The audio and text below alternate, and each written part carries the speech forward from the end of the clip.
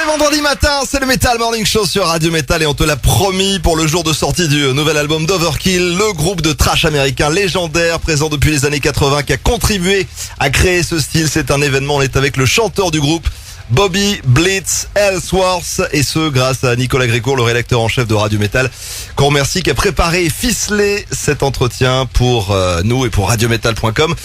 Bobby, merci à toi aussi évidemment d'être ce matin dans le Metal Morning Show. On va parler de cet album Scorched. Donc, vous avez commencé avec le groupe à enregistrer en septembre 2020. L'album devait sortir en avril 2021. Il a été repoussé plusieurs fois. Et en mars 2022, tu as même annoncé que tu n'avais pas fini d'enregistrer toutes tes parties en réalité. Alors finalement, il ne sort qu'aujourd'hui cet album. Est-ce que la pandémie est la seule responsable de la sortie tardive de cet album, ou est-ce qu'il y a d'autres raisons? It wasn't specifically pandemic, but what the circumstances of the pandemic were. We've always been a band whose visibility is based on a release of a record followed by a tour. This extends the life of that record. So my feeling was I don't want to waste a record and release it in 21 if we were still going to be locked down. I wasn't going to record vocals if it was going to be another year. I wanted the vocals to be fresh. I wanted something to be... I wanted them to reflect the fact that they were done just recently before the mix of the record and the release of the record. So the positive note about going from 21 all the way to 23 was it gave me personally that much more time to work on my parts of the record, on the vocal lines, on the lyrics. And now we have, let's say, the perfect situation. Pandemic's over, record's coming out, we tour the same day. Voilà, donc ce qu'il explique, c'est que Overkill, c'est avant tout un groupe qui ne peut pas se contenter de sortir des disques. Quand un album sort, c'est pas envisageable pour eux de pas immédiatement partir en tournée pour le présenter en live. Et donc, de toute façon, il était hors de question de sortir s'ils ne pouvaient pas tourner derrière. Et donc, à partir du moment où ils ont décidé de pas le sortir tout de suite, il a aussi pris la décision d'attendre du coup pour le terminer, pour ne pas que l'album reste dans un tiroir pendant des mois en attendant la fin de la pandémie. En fait, il voulait que les voix et aussi les textes des chansons sur ce disque soient fresh, frais, pas daté, que ça sente pas le vieux disque resté trop longtemps dans un placard en gros. Et il en a donc profité pour continuer à travailler sur ses parties et maintenant que la pandémie est terminée, tout est parfait, c'est ce qu'il dit, l'album sort et ils peuvent tourner, donc c'est le bon moment. Alors puisqu'on parle de ta voix justement, cette voix que t'as enregistrée et que t'as voulu enregistrer avant la sortie de l'album pour qu'elle soit fraîche, après toutes ces années, comment Bobby, est-ce que t'entretiens ta voix pour qu'elle tienne toujours le coup? Et même, est-ce que tu continues à bosser pour l'améliorer, pour la faire évoluer? Je pense notamment au chant clair qu'on entend sur certains titres de Scorched, ce dernier album. I had an issue back after the first year of touring. That was between the Field of Fire and Taking Over records. So it's back in the 80s, you know. I mean, I was more concerned with drinking beer and girls. So it was back in the 80s, and I developed what was called polyps on my vocal cords. They're like two little abrasions, one on each. And that's from not singing correctly. So Megaforce Records had hooked me up with a singing instructor in New York City. His name was Don Lawrence. And it instantly improved my technique and got me to be able to be kind of an Iron Man when it came to shows. I never had a fucking issue after I would prepare myself for shows from that point. And it bled into my studio work. In 2012, the biggest change I had was I dropped Marlboros. I used to smoke, 2 packs of Marlboro cigarettes on the road, every show. I'd smoke when I was singing. I'd have a cigarette in my hand while I was holding the microphone sometimes. And as soon as I got rid of them, my voice opened up. So, better late than never, I suppose. It's been 10 years since, and I think if you compare vocals on Scorched to, I don't know, maybe even the Ironbound record, with regard to the quality of the vocal, the quality has become better with regard to the natural singing. And that's because of the cigarettes and the preparation. Ok. Alors, en gros, dans les années 80, il a eu des problèmes aux cordes vocales parce qu'il en prenait pas soin. il savait pas comment les préserver. En plus, il picolait trop a priori, donc il a appris à mieux les utiliser et les protéger. Ça a déjà été un point essentiel. Et le deuxième point, c'est qu'il a lâché la clope. Il a raconté qu'il avait toujours une clope au bec ou à la main pendant très longtemps, y compris quand il chantait. Et si j'ai bien capté ce qu'il a dit, donc ça fait 10 ans qu'il a arrêté et ça fait une énorme différence. Alors, tu prends soin de ta voix, tu la travailles, tu lui fais prendre des nouvelles directions, mais tu as quand même une signature vocale indéniable, Bobby, qui fait qu'en écoutant du Overkill, on reconnaît immédiatement que c'est du Overkill. Est-ce que tu penses que c'est ce qui permet à Didi Verny, qui est le principal compositeur du groupe, d'expérimenter, de partir de la direction qu'il souhaite, sachant que de toute façon, quoi qu'il fasse, grâce à ta voix, ça sonnera toujours comme du Overkill? That's a good question. I don't know. I never thought of it. I mean, he knows what he works with. I mean, including myself and including my own tonality. I don't know if he goes into a song thinking that.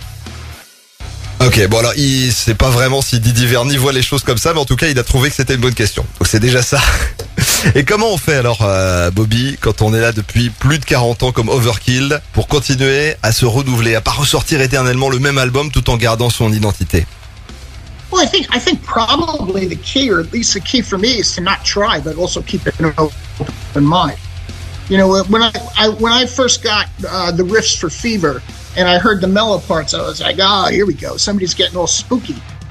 And I started doing those type of whisper vocal lines. I was trying to be all moody and fucking serious. And I thought to myself, this has got to be the stupidest fucking thing I've ever done, because this is so far from what's normal for me.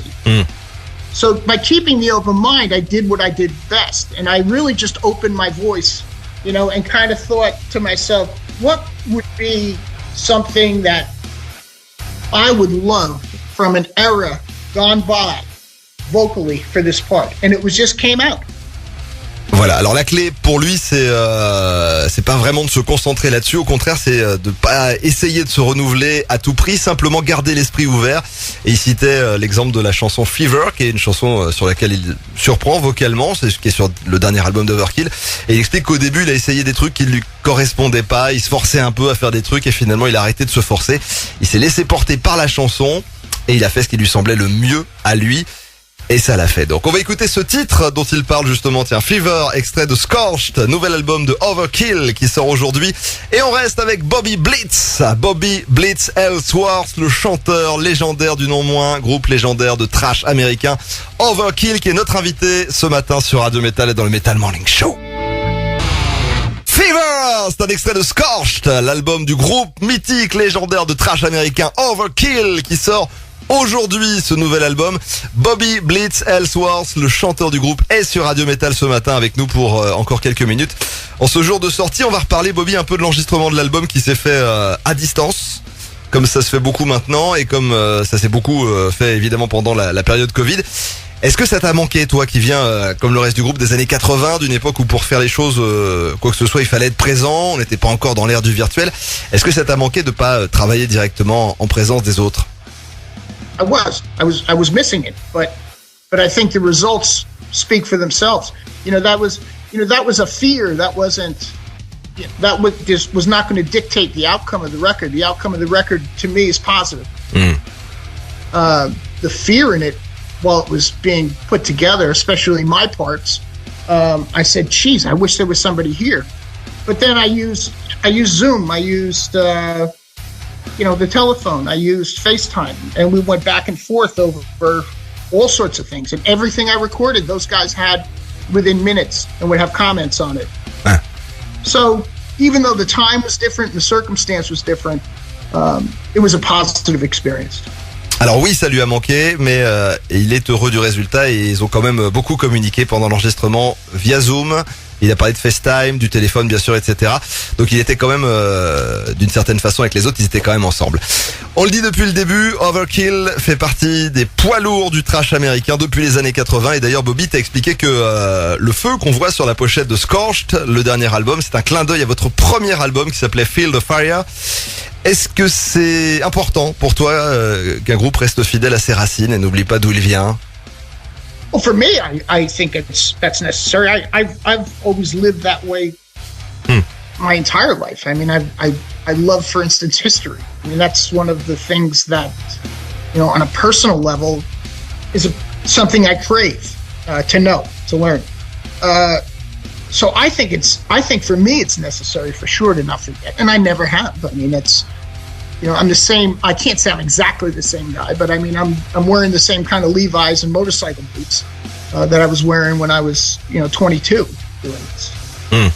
Ok, donc oui, pour lui c'est important et c'est comme ça qu'il a toujours vécu et qu'il continue de vivre. Il continue, c'est lui qui le raconte, à s'habiller de la même façon, etc. Et il essaye de rester le même au maximum et rester fidèle à lui-même. Et puisqu'on parle de ça et qu'on on parlait du feu sur la pochette, est-ce que Bobby, t'as toujours, disons, le même feu, la même flamme en toi qu'au début du groupe dans les années 80? Well, again, I think some of the principles there. I think that. As we talked about, am I the same person, or are we the same people? The same principles, but again, there's growth and there's for sure maturity. I think maturity comes out on this record, as a matter of fact. I know it's supposedly a dirty word when it comes to rock and roll and metal, but this is a mature record for us anyway, or by our standards. What happened in the early days was chaos. Mm-hmm. That's what would drive the energy. Everything seemed chaotic. You were always going to be too late. You always had to get the gig. If you didn't get the gig, it was the end of the world. I think that's changed. We're a little bit more organized right now, but we still have the drive with regard to the energy. Ok, donc la réponse est oui. Je pense que tout le monde a compris, même si évidemment ils ont évolué. Et il explique qu'au début du groupe, c'était le chaos en eux et pour eux, et que maintenant c'est plus structuré, plus organisé, mais qu'ils ont pour autant toujours autant la niaque avec la maturité en plus, même si c'est lui qui dit c'est que c'est un dirty word, c'est un mot qui peut être mal perçu dans le rock et dans le métal, la maturité. Mais en tout cas, oui, Overkill a toujours la flamme et on peut le constater avec ce nouvel album dont on va écouter encore un extrait. On remercie Bobby Blitz Ellsworth qui était notre invité ce matin dans le Metal Morning Show, et on peut remercier aussi Nicolas Gricourt, le rédacteur en chef de Radio Metal, qui était le chef d'orchestre de cet entretien, un entretien que tu pourras retrouver en version plus longue et à l'écrit sur radiometal.com. Et on écoute donc Overkill avec un extrait de Scorched. Cet album qui sort aujourd'hui, c'est maintenant, et c'est dans le Metal Morning Show.